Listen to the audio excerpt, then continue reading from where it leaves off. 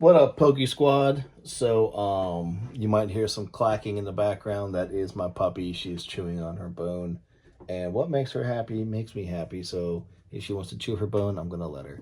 Um, as I said in my last video, I'm going to start doing a thing where I pull a card off the wall and off my display, show it to you guys, get a little background of it. And, yeah. So, this is a card on my display. This is the Pikachu, the poncho wearing Pikachu. It's a promo from 2000, I think 15. Yeah, 2015. Got the Gem Mint 9.5. I could send them in to get the 10, but I think the blue matches up really good. I'm a big CGC fan. Well, blue tag CGC fan. The new stuff I can't stand, and I haven't sent a card into CGC since June of 2023. I believe it was. So I don't send cards to them anymore. But this card right here is a pretty cool one. I thought it was pretty neat. I can't remember exactly how I got it. I think I traded for the card and I sent it in. But overall, just a really cool card. Yeah. Anyway, back to the main storyline. Born to Game always has the goods. James had a few cards in stock that I wanted to get, so I had to scoop them. I'm going to start off with this Platinum Dialga. I am doing all the WotC sets, so, well, as far as up to the Neos, I don't know if I'm going to mess with Skyridge and Aquapolis and Expedition, because that's going to be way too expensive to try to do. But I'm going to do all the sets all the way up to the final Neos. And I got most of Neo Revelations. This one helps, so this is going to go in the binder. Got the Wobbuffet. Thinking about sending this one in for grading. I'm going to do a little once-over, check it over, see if it's worth it. If not, it's going to go into the for sale pile. Got a Haunter Reverse Hollow. This is a pretty cool card. I believe it's from Diamond and Pearl era. Can't remember exactly. Celebi. I always scoop Celebi for a reason. For some reason. Well, I guess I will say I know why. Because my fiance loves Celebi. And she's not a big Pokemon person, but this is her favorite Pokemon and she had to pick one. So, it's cute. Got a full hollow bleed. Not sure if the camera's picking up on it, but it's a pretty cool card. Got this one right here. I think the XY cards and, you know, early Sun and Moon stuff is going to start picking up. So even though this is only a couple dollar card, I think it's worth having.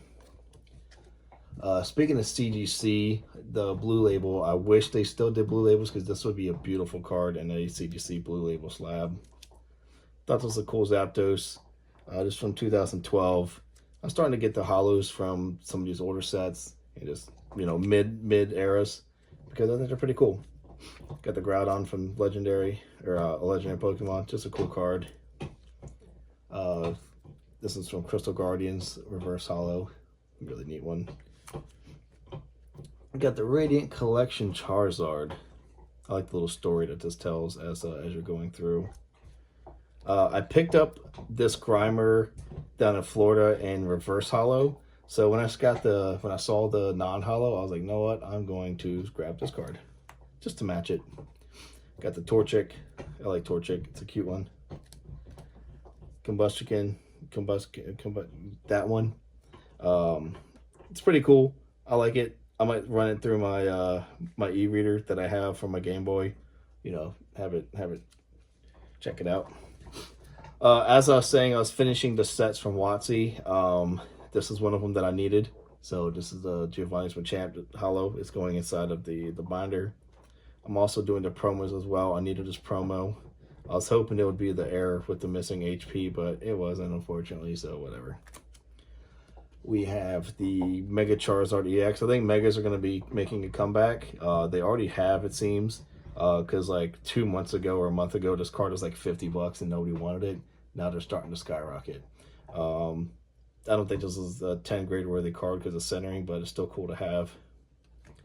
This one I am going to send in for grading. I think it is 10 worthy. The centering is really decent. I mean, it's a little bit off, a little thicker on this border, but I still think it's within the parameter of getting a 10. The back's really clean. Good old Celebrations. And I had to scoop a Giratina V. Again, not grade worthy. Something to have, and if I don't want to keep it, you know, I could throw it in just for sale pile. I'm sure it'll go pretty easily. I had the Japanese version of this in a CGC 10. I'm actually sending it out to PSA to get crossed over. It'll be worth a little bit more because You know, it's a nice card. I think it'll be better on a PSA slab anyway. I hate the new CGC slabs. And last but not least, bam, got the staff of Destined Rivals. This is the 4-pack that has the Gyarados, the Tyranitar, Typhlosion, and I think a Mimikyu. But you can see a little staff right there. Really cool card. James always takes care of me on these as well, sets them aside, and gives me a good deal, so I can't pass these up. So honestly, I thought about grading this as well, the Typhlosion, because it's super clean. But I don't know. I feel like these long term are going to be better in the cellophane, and I can always crack it and send it in for grading. But I can't uncrack it, you know. So, but in the comments, let me know what your favorite card was. Again, support your local game shops. Mine is Born to Game. It's located in Dover and Middletown, Delaware. And I'll see you guys on the next one.